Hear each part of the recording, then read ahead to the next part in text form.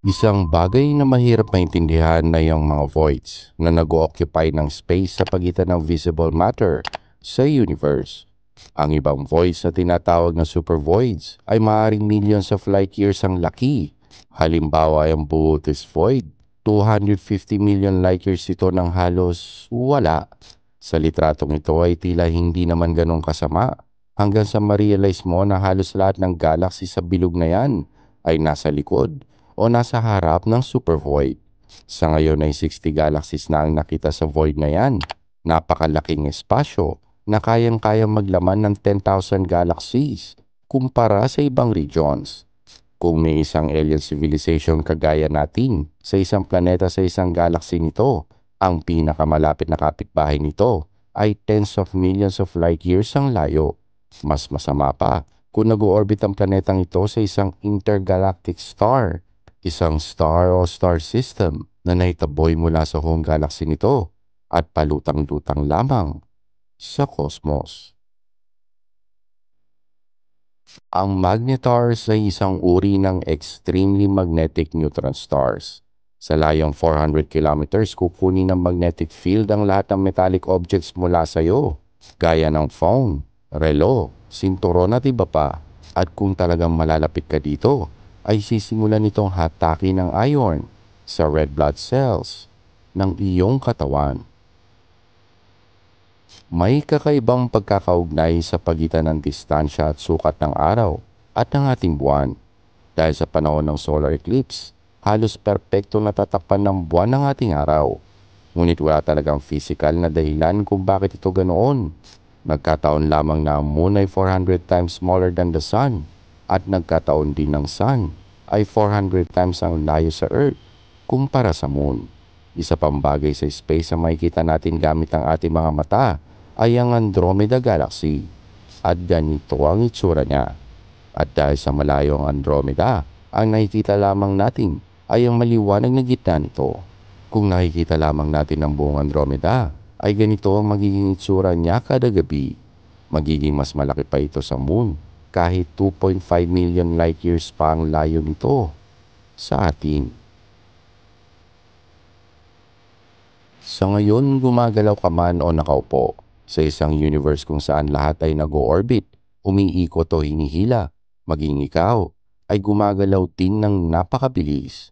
Ikaw ay nagro-rotate kasama ang Earth. Ang Moon ay nag-orbit sa Earth.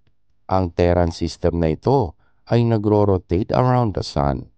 At ang Solar System ay nagro-rotate sa isang black hole na nasa gitna ng Milky Way Galaxy. Ilang mas maliliit na galaxies na parte ng Milky Way subgroup ay nag-orbit sa Milky Way. Ang Milky Way subgroup ay nagro-rotate sa isang gravitational center sa pagitan ng Milky Way at Andromeda, na parte naman ng koleksyon ng mas malalaking galaxies, ang local subgroup. Ang ating local group ng galaxies ay nag-orbit kasama ang ibang groups ng galaxies, na parte naman ng koleksyon ng mas malalaking galaxies, ang local group. Ang ating local group ng galaxies ay nag-orbit kasama ang ibang groups ng galaxies sa loob ng Virgo supercluster. At ang superclusters na ito, kasama ang ibang supercluster, ay hinihila sa mas malaki pang supercluster, kilala bilang the Great Attractor. At ang the Great Attractor ay hinihila din papunta sa Shapley supercluster. Ang isang araw sa Venus ay mas mahaba pa kaysa sa isang Venusian year. Ang Venus ay nakakakumpleto ng isang buong orbit sa Sun sa loob ng higit lamang sa 224 Earth days. Pero 243 days inaabot ang isang buong rotation nito sa sarili niyang axis. Kaya't ang isang buong araw nito ay mas matagal pa kaysa sa isang buong taon nito. Alam nating lahat na ang sound ay hindi makakapag-travel sa vacuum. Ang space ay vacuum. Basic, di ba? Pero hindi ito ganoon katotoo. Dahil ang space ay hindi totally vacuum. Ang space ay naglalaman ng maraming particles, atoms at gases, na maaaring gamiting medium ng sound para makapag-travel ito. Pero ang mga particles na ito ay kalat-kalat sa universe, kaya kailangan mo ng extremely sensitive na microphone kung gusto mong may marinig ka, at ginawa yan ng NASA. Gumamit sila ng sensitive microphone at tinutok nila sa isang galaxy na may black hole sa gitna.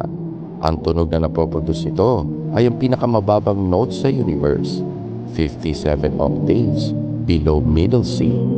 Ang frequency ay mas mababa ng higit pa sa ilang bilyong ulit kumpara sa limitasyon ng human ear. Noong 1962 panahon ng Cold War, nagpasabog ng hydrogen bomb ang USS Space.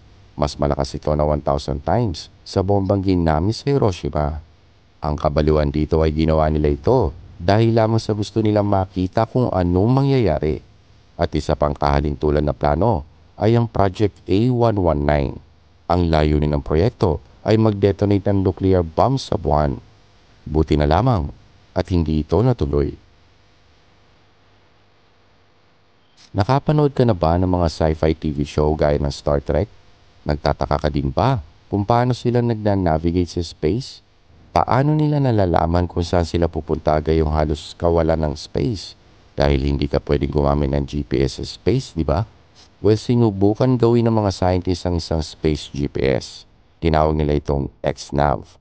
Ide-detect nito ang mga signals mula sa mga pulsars sa kaparehas sa paraan ng pag-send at pag-receive ng signal ng mga GPS mula sa satellites. Ang mga pulsars ay mga dense rapidly rotating stars at napaka-stable ng rate ng kanilang emissions sa cosmos na pwedeng ikumpara sa performance ng isang atomic clock. Ang timing properties nito ay perpekto para sa stellar navigation at ang magiging accuracy nito ay nasa pagitan ng 5 to 10 kilometers. Para nagkaroon ka ng GPS dito sa Earth na may accuracy ng ilang nanometers. Gayunpaman ang teknolohiya para makagawa ng ganitong device ay wala pa sa ngayon, pero malamang ay makita natin ito sa hinaharap. Maaaring narinig mo na ang tungkol sa dark matter. Basically, kapag gumamit ng salitang dark ang mga scientist para pangalanan ng isang bagay, ibig sabihin ay talagang komplikado ito. Pero subukan natin itong ipaliwanag. Isipin mo ang ating solar system, ang ating sun, mga planeta. Lahat ng nakikita natin dito ay may mass. Mas malaki ang mass, mas malaki din ang gravitational force nito. Alam na natin yan. Kaya nating i-calculate ang correlation sa pagitan ng mass at gravity. Ito ngayon ang problema. Kunin mo ang lahat ng mass ng buong Milky Way galaxy. Lahat ng nakikita natin at pagsasama-samahin ng lahat ng mga mass na ito. Ang amount ng gravitational force na meron ng galaxy ay hindi consistent sa amount ng mass nito. Paulit-ulit ang ginawa mga calculations na ito. Siniguradong kasama ang lahat ng stars, gases, at dust. Ngunit hindi pa rin ito tumutugma. Kaya't anong ibig sabihin nito? Ibig sabihin ay may isang bagay na hindi natin nakikita ang nakakaapekto sa gravity. Diyan pumapasok ang ideya ng dark matter. Isang magandang analogy ay ang hangin. Kung nasa loob ka ng isang bahay at nakatingin ka sa bintana, hindi mo mararamdaman o maririnig ang hangin. Pero nakikita mong gumagalaw ang bandila. Kaya pwede mong patunayan na may isang bagay na hindi mo nakikita ang nakakaapekto sa bandila. Ganon din sa dark matter. Sa mga pinakabagong calculations lumalabas na halos 84.5% ng total matter sa universe ay maaaring dark matter. Isang common na argumento na marinig mo sa mga taong hindi pabor sa space exploration ay marami tayong problema dito sa mundo at kailangan daw muna nating bigyan ng solusyon ng mga problemang ito bago pa ba natin isipin ng space exploration. Totoo man na maraming problema sa mundo ang hindi nating mabigyan ng solusyon, ay nakakatulong pa rin ang space exploration dito sa mundo nang higit pa sa iyong inaakala. Halimbawa ay noong naghahanap ng paraan ng NASA na mapaliit ang sukat ng kamera ng kanilang mga spacecraft. Ito yung manto sa pagkakaimbento ng unang active pixel sensor. At yan ang naging dahilan kung bakit nagagawa mo ngayon ito sa iyong phone. Noong 1980s, nag-develop ang NASA ng polyimide material na maaaring magamit sa paggawa ng flexible circuits. At sa ngayon, halos lahat ng electronic consumer products gaya ng mobile phones, digital cameras, TVs, computer, lahat gumagamit niyan. Ang research ng NASA tungkol sa robotics ay nakapag-contribute sa itsura at functionality ng mga artificial limbs, ang mga scratch-resistant glass, Naimbento yan para sa visor ng helmet ng mga astronauts. Karamihan ng mga athletic shoes na mabibili mo ngayon ay inspired ng spacesuits mula sa Apollo missions. Makakita ka ng space blanket sa halos lahat ng first aid kit. Ang infrared ear thermometer na ginagamit mo para masukat ang body temperature ay pares ang teknolohiyang gamit ng NASA sa pagsukat ng temperature ng mga stars. Nakapag-develop ng water purification systems na maaari makapag-produce ng inuming tubig mula sa ihi, pawis at kahit sa putik. Ang mga systems na ito ay nakakatulong sa mga taong walang access sa fresh water sa buong mundo. Hindi natin kailangan pumunta sa space para magkaroon ng ganitong teknolohiya. Ang punto ay nagpunta tayo sa space, kaya't meron tayo nito. Noong September 18, 1846, nagpadala ng sulat ang isang French mathematician na si Urbain Le Verrier sa Berlin Observatory. Ang sulat ay naglalaman ng precise mathematical prediction ng pang-8 planeta sa solar system na hindi pa nadidiskubre ng mga panahong iyon. Ilang araw ang lumipas, within 1 degree sa predicted location niya, nadiskubre ang Neptune. Na-predict ni Le Verrier ang lokasyon at existence nito dahil sa inconsistent na orbit ng Uranus. Pero tila may hindi pa din tama sa orbit ng Uranus. Ang Uranus ay may maliit na deviation pa rin sa inaasahang orbit niya. Ito ang nagtulak sa ilan para mag-speculate na may isang planeta pa lagpas sa orbit ng Neptune. Ang potensyal na pang-siyam na planetang ito ay binigyan ng nickname, ang Planet X. At noong 1930 ay inanunsyong natagpuan na ito at yan ay ang Pluto. Pero ang Pluto ay hindi ang inaasahang madidiskubreng planeta. Napakaliit nito, sukat at mass, masyado maliit. Sa sobrang liit ay hindi nito may-explain ng orbital irregularities ng planetang Uranus, kaya't hindi ito ang Planet X. Noong 1989, ang space probe na Voyager 2 ay nag-flyby sa Neptune. Ang mga bagong calculations base sa mga impormasyong nakuha nito ay nagsasabing tama lang ang orbits ng Uranus at Neptune. Lumalabas na ang nakitang anomalies noon ay resulta lamang ng hindi pagkakaroon ng sapat na accurate measurements sa mga planetang ito. Hindi na kailangan ng Planet X, ang lahat ay sakto lang. At ang pagkakadiskubre ng Pluto ay isang aksidente lamang. At kahit na patuloy ang pagkahumaling ng marami sa maaaring existence ng isang Planet X, karamihan sa mga astronomers ay nag-agree na unlikely ang existence nito. Pero noong 2015, may mga bagong ebidensya ang lumabas na siyang nagbukas muli ng posibilidad ng 9th planet sa ating solar system. At sa pagkakataong ito ay tila matibay ang ebidensya. Sa pamamagitan ng pag-aaral ng ilang extreme trans-Neptunian objects, dalawang scientists ang nakakita ng kakaibang pattern. Ang chance na coincidence lang ang pattern o orbital clustering na ito ay 1 out of 15,000. Kaya't mas posible pang may isang malayong undiscovered na planet na halos kasing laki ng Neptune na gravitationally nakakaapekto sa mga distant bodies na ito. Kailangan ng potential Planet X na ito ng isang extreme orbit, isang orbit na magtatagal ng halos 15,000 years para matapos lang ang isang ikot sa Sun. Sinasabi ng mga researcher na kung tama sila ay posibleng makonfirm nila visually ang Planet X sa loob lamang ng isang dekada. Nakikita mo ba ang maliit na pulang tuldok na ito? Isa yang planeta, isang exoplanet na nag-orbit sa isang star sa layong 97 light years. Ito naman ay isang star sa layong 129 light years. Hindi bababa sa 4 ng exoplanet ito. Ang mga litratong ito at ang iba pang kagaya nito ay ang best images ng exoplanets na nakunan hanggang sa ngayon. Ang best image ng isang star bukod sa ating Sun ay ang litrato ng star na Altair na may layong 17 light years. Napakabilis ang ikot nito kaya't imbes na spherical ang kanyang shape ay naging flattened oval shape na ito. Bago pa man ang International Space Station, may nauna ng space station mula noong 1973 hanggang 1979. Yan ay ang Skylab. Hindi kagaya ng ISS na modular ang construction sa space, ang Skylab ay kinonstruct ng isang buong unit bago ito ni-launch sa space. Well, ganoon naman talaga ang pagbuo ng mga space station ng mga panahong iyon.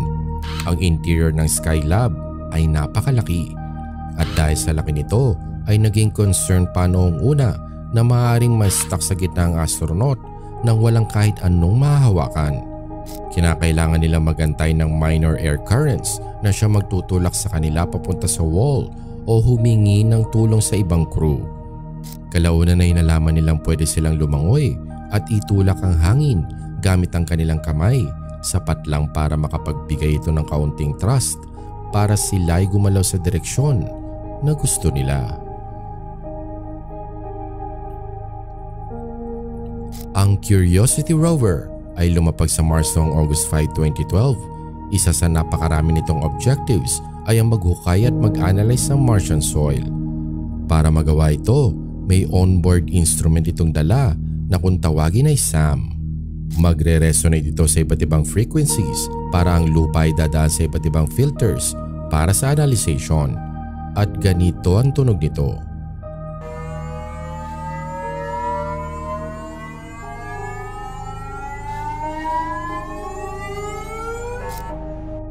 Pagkalipas ng isang taon ay gustong i-celebrate ng NASA ang anniversary ng rover. Naisip ng mga scientists na gamitin ang parehas ng instrument para magpatugtog ng happy birthday song. Ito na yata ang naging pinakamalungkot at pinaka-depressing na celebration sa ating history.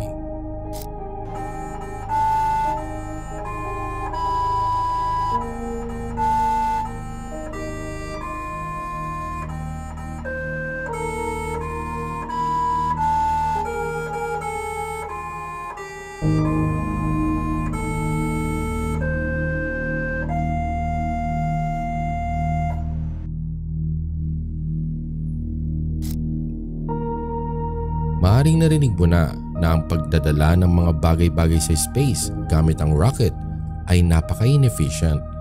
Ang amount ng fuel at thrust na kailangan mo ay depende sa laki ng mass ng spacecraft.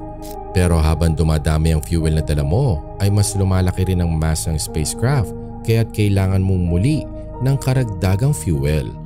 Kung magdadagdag ka naman ng fuel, bibigat muli ang spacecraft kaya't kailangan mo ng mas marami pang fuel na makakadagdag na naman ng mass sa spacecraft kaya't kailangan mo ulit magdagdag ng fuel. Sa madaling salita ay may limitasyon ng kayang ibigay ng rocket at ng chemistry. Nakakagulat na pagdating ng space shuttle sa isang stable orbit ay nababawasan na ng 85% ang mass nito dahil 85% ng mass ng spacecraft ay fuel lamang. Mas marami pang ang fuel ang gagamitin mo mula sa surface hanggang sa orbit kaysa mula orbit hanggang sa surface ng moon. May estimate pa mga scientists na kung ang Earth ay mas malaki ng 50% ay hindi tayo makakapaglakbay sa space. Yan ay kung rocket technology ang ating gagamitin. Ang dahilan kasi ng NASA at ng Soviet Union sa paggamit ng rocket ay para lang maunang makarating sa space. Noong mga panahong iyon, hindi ito tungkol sa long-term efficiency at sustainability. Ito'y para lamang sa paligsahan kung sino ang mauna. At dahil yun lamang ang alam nating teknolohiya noong mga panahong iyon, magandang gamitin ng rockets sa purpose na yan. Pero nang simulan natin pag-isipang pumunta sa Mars, magtayo ng colony sa ibang bodies, magtayo ng malalaking space stations at iba pa, ay nagkaroon tayo ng malaking problema.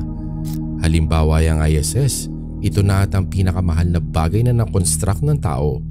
Ang estimate na nagastos dito ay $150 billion. Siyempre may ibang paraan na ang na-propose. Space elevator, space plane, nuclear pulse propulsion, mass drivers, launch loops, beam-powered technology, skyhooks, space tower, space guns, balloons at marami pang iba. Ang bawat isa sa kanila ay may advantages at disadvantages at mga problemang hindi pa natin nare-resolbahan. Pero parang nakakatawa kasi kung iisipin mo, marami na tayong nagawang nakakamanghang bagay. Nakapaglakad na tayo sa buwan, nakabisita at nakalapag na sa iba't ibang planeta, moons at iba pang celestial bodies. Nakabuo ng space station na sing laki ng isang football field at nakadetect ng mga planetang nag-orbit sa ibang star na kung saan may potensyal na makasustain ng alien life.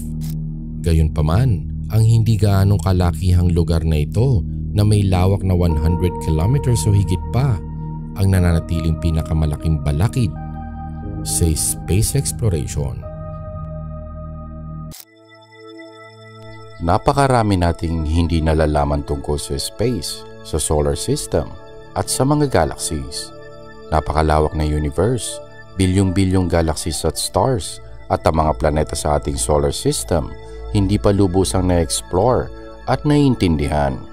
Ang pagkakaintindi natin sa universe lagi nagbabago, nag-evolve, pero may mga interesanting bagay ang alam na natin tungkol sa universe. Pero ikaw, alam mo ba mga ito? Kung maglalakbay ka sa isang di kilalang lugar, may darating na di inaasahang problema at dahil walang tulong ang darating sa iyo sa space, alam mo dapat solusyonan ang mga ito. Kahit ang Apollo missions hindi ligtas sa mga problemang yan, ilang problema din ang kanilang hinarap. Pero may isang problemang hindi nila inaasahan, ang moon dust. Ang moon ay napapalibutan ng pinong-pinong malapulbos na substance. Sa unang tingin ay mukhang hindi naman ito nakakasakit. Kung iisipin kasi ay alikabok lamang ang mga ito. Ngunit nadiskubre ng mga astronaut na delikado pala ang mga ito. Ang moon dust ay nabuo dahil sa mga micrometeorite impacts na siyang nagpulverize sa lunar surface.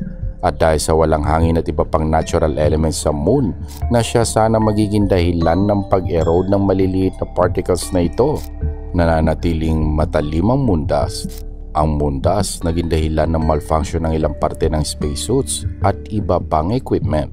Halimbawa ay sa moonwalk, nahirapan ang mga astronauts sa paggalaw dahil sinisira ng moon dust ang mga joints ng spacesuits.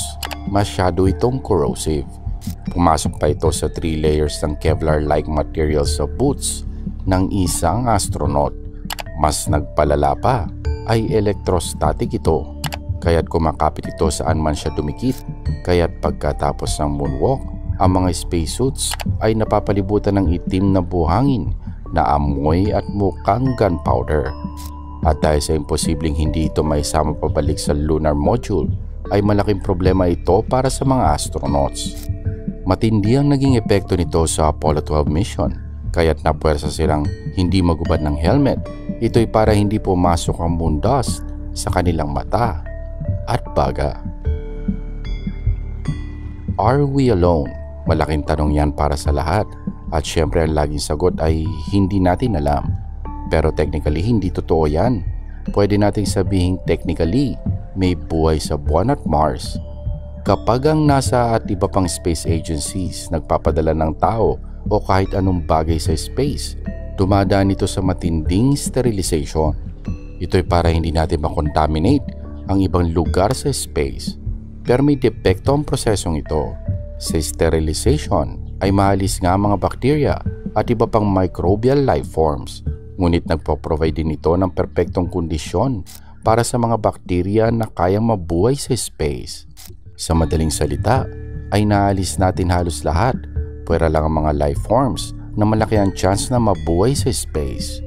Pero hindi dahil sa nakarating ang mga extremophiles na ito sa Moon o Mars ay makakita na tayo sa future ng Martians o Moonsians. Malamang kasi ay mamatay din ang mga ito at hindi na mag-evolve. Gayunpaman dahil dito ay technically pwede nating sabihing mali na sa Earth lang may buhay sa buong universe. Mula nang madiskubre ang Saturn, ang mga tao ay mga mangha sa rings nito.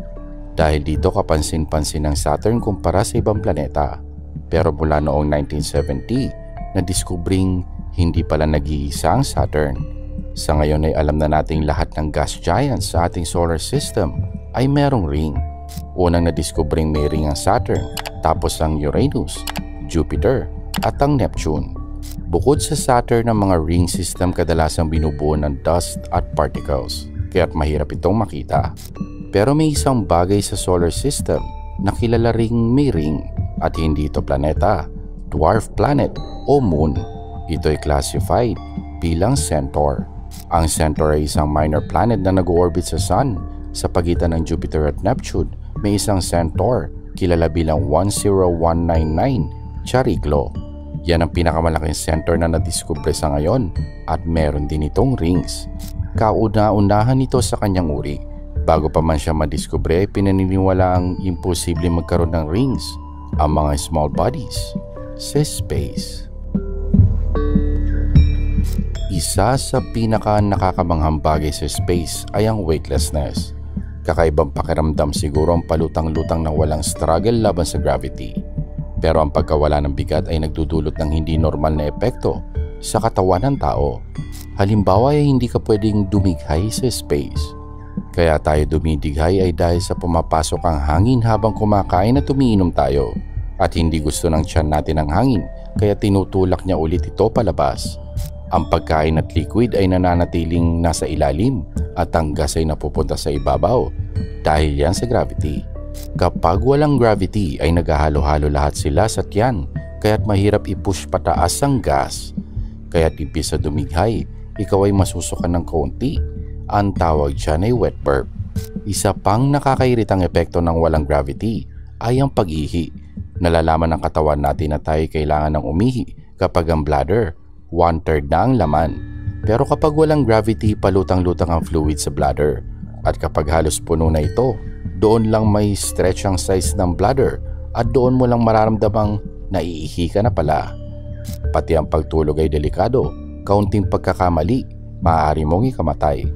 Una ay kailangan mong siguraduhin maganda ang ventilation ng tutulugan mo dahil kung hindi ay maaari kang malason sa carbon dioxide na ine-exhale mo. Magre-resulta ito sa oxygen starvation. Ang isang astronaut kailangan magaling sa maraming bagay. Isang halimbawa ay kinakailangan marunong kang manatiling kalmado sa kabila ng matitinding stressful na sitwasyon sa space. Siyempre madaling sabihin, ngunit mahirap gawin, lalo na kapag nag-spacewalk ka. Spacesuit lang ang namamagitan sa iyo at sa vacuum ng space. Pero paano kung ang spacesuit mo napupuno na ng tubig? Ganyan na nangyari sa isang Italian astronaut na si Luca Parmitano habang gumagawa ng repairs sa ISS noong 2013. Napansin niyang unti-unting napupuno ng tubig ang kanyang helmet. Nireport niya ito sa ground at hindi nila mahanap kung saan ito nanggagaling. Agad namang inabort ang mission dahil maaaring malunod siya sa sarili niyang spacesuit. Kalaunan ay nalamang ang liquid cooling system ng suit ang dahilan nito. At dahil well-trained si Parmitano ay nanatili siyang kalmado sa pangyayaring ito kahit pa posibleng siya ang maging kauna-unahang tao na nalunod sa space. May ilang foreign body na ang nakunan mula sa surface. Andyan siyempre ang Moon, ang Mars at ang Venus. Ito pa ang isa. Kinunan nito noong 2005 mula sa surface ng pinakamalaking moon ng Saturn, ang Titan. Interesanting lugar ang Titan. Gaya ng Earth, meron itong lawa at mga ilog. Pero hindi gaya ng Earth na puno ng tubig. Ang Titan ay puno naman ng liquid ethane, methane at propane. Ang average na temperature sa Titan ay negative 180 degrees Celsius. Sa sobrang lamig ay nananatili lamang functional ang probe sa loob ng 90 minutes at nakapagpadala lamang ng iisang litrato. Ang atmosphere ng Titan ay may makapal na ulap, mas dense ng ilang ulit ang atmosphere nito kumpara sa Earth at mas mahina ng ilang beses ang gravity kumpara sa atin. Kung 80 kilos ka dito, 12 kilos ka lamang sa Titan. Theoretically, kung mabubuhay ka sa Titan, kung meron kang wingsuit, dahil sa dense ng atmosphere at maliit na gravity, ay makakalipad ka kung iwawagayway mo lamang ang iyong mga braso. Noong 1936, bago pa man magkaroon ng World War II, nagkaroon ng speech si Adolf Hitler sa opening ceremony ng Olympic Games na siya namang na-broadcast sa 41 countries sa buong mundo. Makabuluhan ito dahil binroadcast ito sa mataas na frequency na malamang ang signal ay nakalagpas sa ating ionosphere. Sa madaling salita, nakalabas ng Earth ang signal papuntang space. Dahil dito, pinaniniwalaan ng ilan na maaaring ang unang maririnig ng mga aliens sa atin ay ang mga salita ni Adolf Hitler. Naging plot pa nga ito sa libro ni Carl Sagan na pinamagatang Contact at ginawa pa itong pelikula noong 1997. Pero tila science fiction pa rin ito at maaaring hindi mangyari sa totoong buhay. Ang mga TV shows at iba pang signals ay humihina habang tumatagal. Makalayo man ito ng ilang light years ay magiging parehas na lang din ito ng background noise. Kilala ito bilang inverse square law. Pero sabihin na nating makarating ang mga signal sa malalapit na exoplanet sa atin at mayroong intelligent aliens doon na nakasagap ng signals na ito. Malamang ay wala din silang ma-extract na audio, visual o kahit anong impormasyon mula sa signal. Masyado na kasi itong mahina pagdating doon. Pero dahil sa nadedetect nila ang mga signals na ito, ay malamang ay maintindihan nilang technological signatures ito. Signals na hindi natural na napoproduce sa space na siya makakasagot sa kanilang tanong kung sila ba'y nag-iisa sa universe. Orbital debris, mga hindi na napapakinabangang bagay na nag-orbit sa Earth. Nagiging malaking problema na ito. Sa ngayon, nasa mahigit 600,000 na debris na mas malaki sa 1 cm ang tinatrack. Nasa 30,000 dito ang more than 1 decimeter wide. Pero daang-daang milyong sa kanila ang sobrang liit para matrack. Ang delikado dito ay ang bilis ng galaw ng mga maliliit na debris na ito. Nag-orbit sila sa Earth sa bilis na 28,000 kilometers per hour. Kahit maliliit na piraso ng paint ay delikado sa ganitong speed. Ilang space shuttle windows na din ang napalitan dahil sa damage na dulot ng mga piraso ng paint na ito. Kadalasan kapag may debris na tatama sa isang spacecraft ay ginagawa nilang tinatawag nilang debris avoidance maneuver. Madalas ito nangyayari kahit ang ISS na isang buong space station ay gumagalaw ng ilang kilometro para maiwasan ang isang collision. Ang problema ay hindi na natin may babalik ang panahon. Kahit na tumigil pa tayo sa pagpapadala ng kahit ano sa space, magpapatuloy at mas lalong lalala ang problema. Ito'y dahil sa ang mga debris na nasa orbit ngayon ay patuloy na nagbabanggaan sa isa't isa na magre-resulta sa mas marami pang debris. Sa ngayon ay manageable pa ang problema, ngunit kailangan makaisip ng solusyon para dito. Ang laki ng problema at ang magagastos para resolbahan ito ay isang bagay na hindi pa natin nararanasan noon. At kung wala tayong gagawin, ay parang binalutan natin ang ating planeta ng sandamakmak na basura. May isang bagay na tinatawag na overview effect. Marami mga astronaut at cosmonauts ang nagre-report ng matinding sensation ng euphoria. Nagkakaroon sila ng pagbabago sa pananaw sa buhay at sa kanilang mga sarili sa oras na makita nila ang ating planeta mula sa space. Marami sa kanila nagsasabing nakakaramdam sila na ang buong universe ay tila konektado at tila walang hangganan ng mga bansa, kaakibat ang realization na ang mundo natin ay fragile. Ang pagtingin sa ating mundo mula sa kalayuan ay karanasang hindi maikukumpara sa kahit anuman. At ang pakiramdam na ito ay hindi nangyayari sa iisang tao o astronaut lamang. Karamihan sa kanila na nanggagaling sa space ay ganito ang nararamdaman habang tinitingnan ang mundo mula sa space. Ang mga psychologists, neuroscientists at mga physicians ay pare-parehas ang report na nagkakaroon ng mga astronauts ng pagbabago sa behavior at pananaw sa buhay. Iiwan ko sa inyo ang isang quote mula sa isang astronaut na si Edgar D. Mitchell tungkol sa kanyang naramdaman habang tinitingnan niya ang Earth mula sa Moon. You develop an instant global consciousness, a people orientation, an intense dissatisfaction with the state of the world, and a compulsion to do something about it. From out there on the moon, international politics looks so petty. You want to grab a politician by the scruff of the neck and drag him 250,000 miles out and say, "Look at that, you son of..." Huwag kalimutan mag-like at mag-subscribe sa Random Pinas.